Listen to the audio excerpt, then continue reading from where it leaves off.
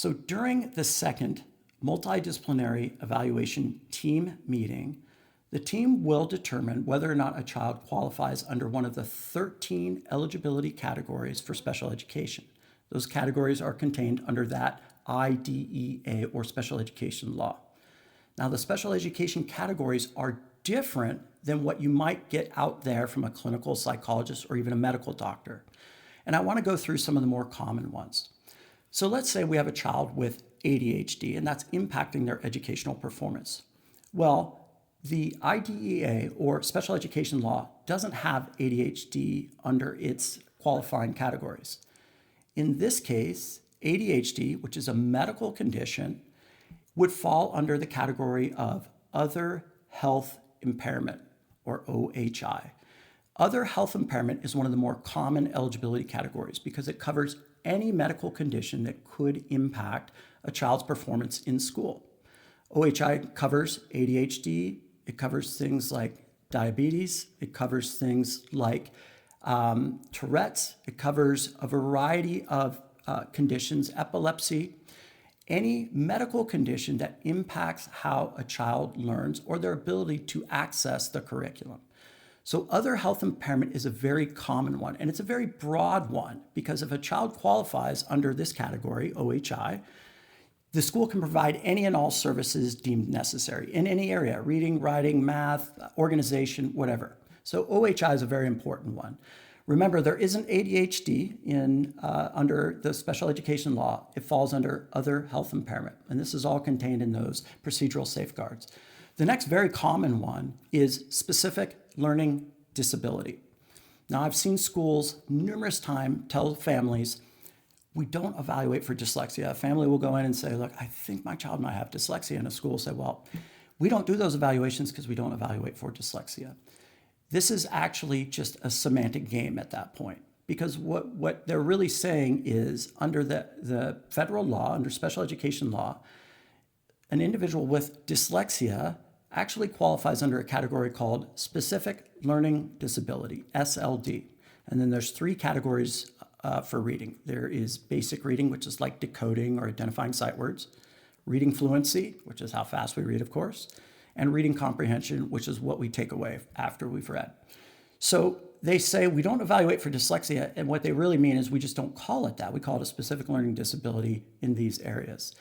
But at the end of the day, if you have dyslexia, you qualify under SLD. So this is where being an informed parent allows you to kind of avoid opportunities for the school to take advantage when they do, right? So specific learning disability has three categories under reading: basic reading, reading fluency, and reading comprehension. It has one written expression category. So if your child's struggling in writing, they could qualify under SLD writing.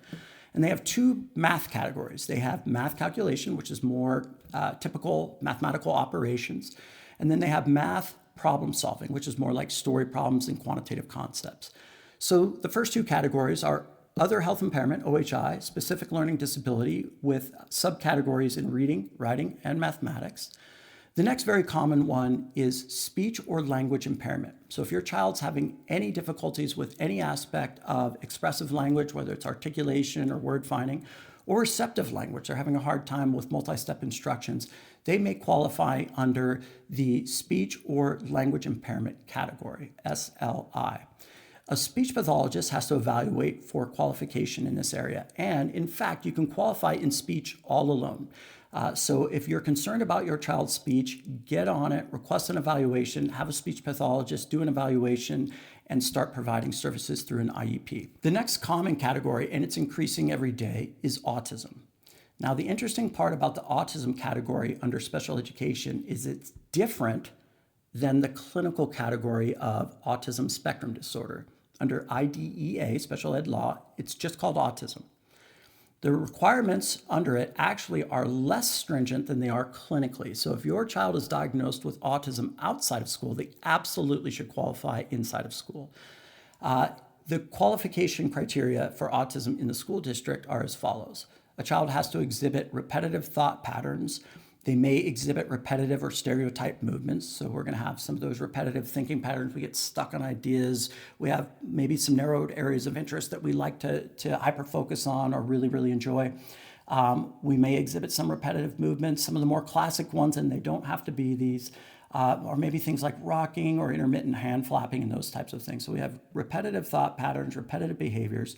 We have atypical sensory responses. So for these kiddos, a lot of times certain sounds are really aversive and annoying, and certain sounds, oh, they're so regulating.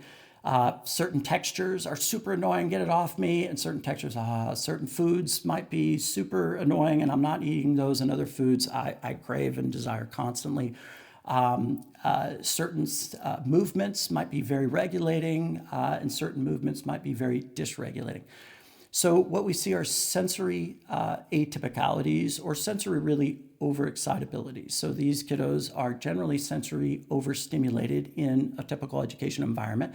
And there's very basic things the school can do to help them to regulate, for goodness sakes. That's all we want. We want fair opportunities for every human who puts forth effort to achieve the success and happiness they desire and deserve, period. With effort should come success. Effort's always expected, success is desired, and it should be an outcome of effort. And the schools need to adjust to make sure that that equation is balanced, effort and success. So autism is another category, and it's separate from the autism spectrum disorder that might be provided clinically outside of the school. Other categories include an emotional disability, which is way overused. I'll talk about that in a later video. It is applicable for a small subset of kiddos, but it's too often not applicable and used when it shouldn't be. And then you have other categories that involve hearing impairments or visual impairments or intellectual disabilities and those types of things. So there's 13 different categories of eligibility, and you need to know what those are before you go in, especially those that might be applicable. And in most cases, applicable eligibilities would include things like other health impairment or speech and language impairment or specific learning disability or even autism. Those categories are very, very common. Know the criteria so that if a district were to say they don't meet criteria, you have knowledge to say, well, I know what the criteria is. I am seeing these things. I feel like these things have been evident. And now you have a ground to stand on in terms of advocating for your child and ensuring they get what they need to be successful. So for more information on the special education categories, all of those will be on a link in the Understanding Exceptional or on the Understanding Exceptional website. So if you want to know what they all are, you certainly can go there and check them out and read through those. They're also available online just about anywhere. So, but know the categories before you go into those meetings.